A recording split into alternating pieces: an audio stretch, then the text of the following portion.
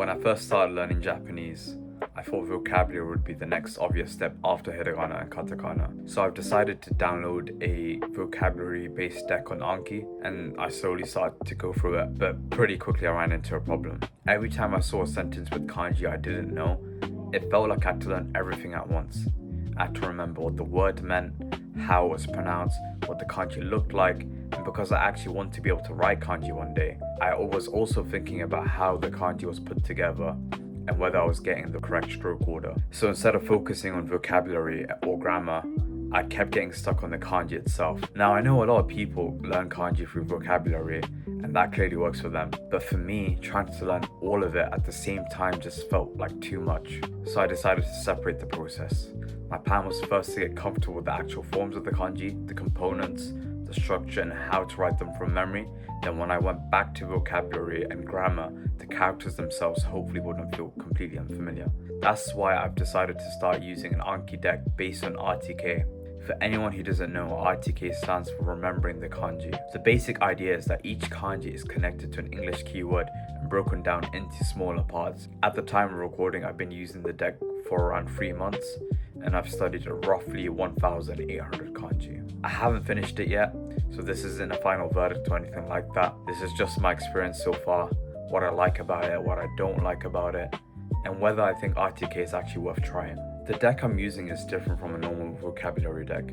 Instead of showing a Japanese word and asking me to remember the meaning I'm reading, it gives me an English keyword connected to a kanji. The kanji is also broken down into smaller components, sometimes called primitives. Those components are then connected through a mnemonic story. When I review a card, I use the keyword as a prompt and try to write the kanji from memory before I check the answer. Once I've written it, I compare it with the correct character. I check whether I remembered all the components, whether I put them in the right places, and whether I use a correct stroke order. If I got something wrong, I correct it and review the card again later. The mnemonic story is basically there to help me remember how the character is built. It doesn't have to be realistic, it doesn't need to make sense to anyone else, it just has to be memorable enough for me to reconstruct the kanji. Because I'm doing this through Anki, the deck also uses spaced repetition, so if I struggle with a card, Anki brings it back sooner. If I remember it correctly, I'll see it again after a longer period of time. That means I don't really have to organize a review schedule myself. I can just focus on trying to remember and write the kanji. The main thing I like that kanji doesn't feel as random anymore. Before I started RTK, I would look at complicated characters and just see a load of lines. I don't really understand how different parts were connected, but now I'm starting to notice smaller components that appear in different kanji. So instead of seeing one massive symbol, I can break it down into pieces that I've already seen before. A finished model might look complicated, but once you recognize the smaller pieces used to build it, it becomes a lot easier to understand. Kanji still isn't easy, but it feels much more organized than it did before. There's a big difference between looking at a kanji and thinking, yeah, I know that one, and actually being able to write it without seeing it. Recognition is a lot easier because the answer is already in front of you. But once you remove the kanji and try to write it yourself, you quickly find out whether you actually remember all of it. You might forget a smaller component, put something in the wrong place, or get the stroke order mixed up. Because writing Japanese is one of my goals, this is really important to me.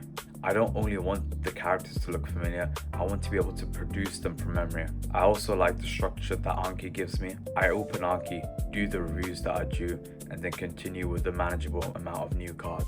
I also don't have to decide which kanji to review or when to review them because Anki handles this part. And seeing the number of completed cards go up is motivating because it gives me a clear sense that I'm actually making progress. The biggest downside is that RTK doesn't actually teach you how to write Japanese. You're learning an English keyword and how to write the character, but you're not necessarily learning how that kanji is pronounced in a real Japanese word. A kanji can have different readings depending on the word it appears in. So even if I can write a kanji perfectly from memory, I might still have no idea how it's read. The keyword is also only a rough connection. It doesn't always show every meaning or every way that the kanji can be used in Japanese. So RTK definitely isn't a complete Japanese course. It doesn't replace vocabulary, grammar, listening, or reading practice. For me, that isn't really a deal breaker because I knew what I wanted from the method. I'm using it to make kanji more familiar before I go back to vocabulary. But if someone starts RTK expecting to finish the deck and suddenly be able to read Japanese, they'll probably be disappointed. Another downside is the amount of time it takes. Because I write every kanji before checking my answer, my reviews are naturally slower.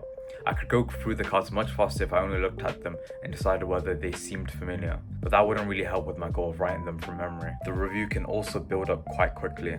Every new card I learn eventually becomes another card that I need to review. So if I add too many new cards, or if I miss a day, I can end up with a lot of cards waiting for me. That can become stressful, especially when you open Anki and see a huge review number.